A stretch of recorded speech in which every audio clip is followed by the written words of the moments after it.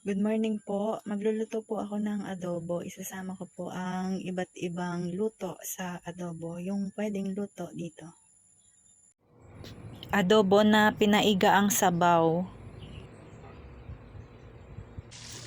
Nilagyan ko na po yan ng sibuyas, bawang at patis. Lagyan ng salt. Kapag off duty po, magluto para sa mga anak. And pepper to taste.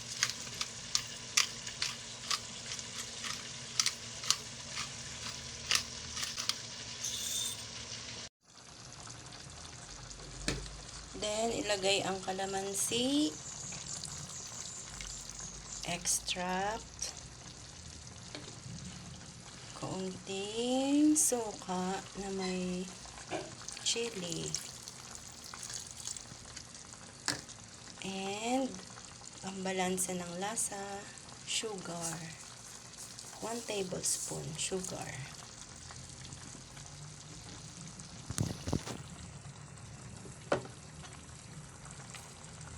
Then, hayaan lang kumulo for another 10 minutes. Or depende kung malambot na po ang karne.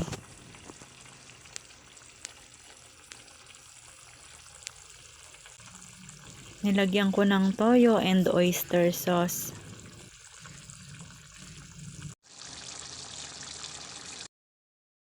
May Pinoy pork adobo.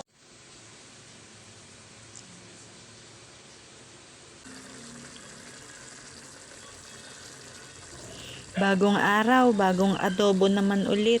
Try po natin ang adobo na may saging na saba. Pare-pareho lang po ang paraan ng pagluluto. Yun nga lang po, minsan depende sa mga ingredients na available sa bahay nyo. Masarap pala ang adobo na may saging na saba. Maiba naman yung saging na hinog po .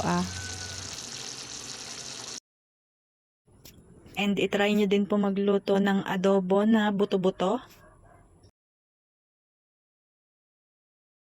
Sa mga piyesta po dito sa Cavite, yan po yung isa sa mga putahe. Chicken adobo with saging na saba. Minsan po nakakaumay ang adobo, di ba? Kapag natsambahan ang masarap na luto, mapaparami ng kain. Ginisa ko po ang chicken sa sibuyas, bawang at patis para matanggal ng konti po ang lansa. Lagyan ng oyster sauce.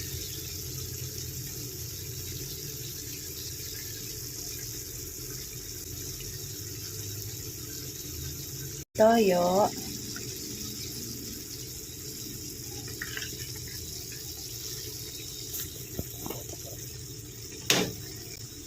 Haluin lang.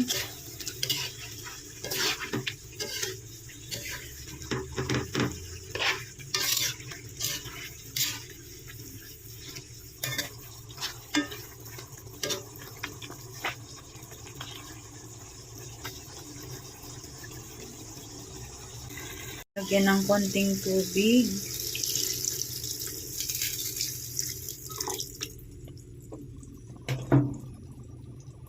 Takpan at hayaang lumambot ang karne. Lagyan ng asin. Konti lang. Suka.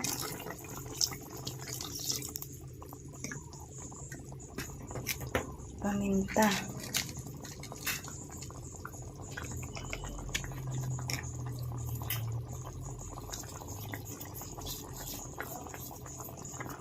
Huwag haluin at hayaang kumulo.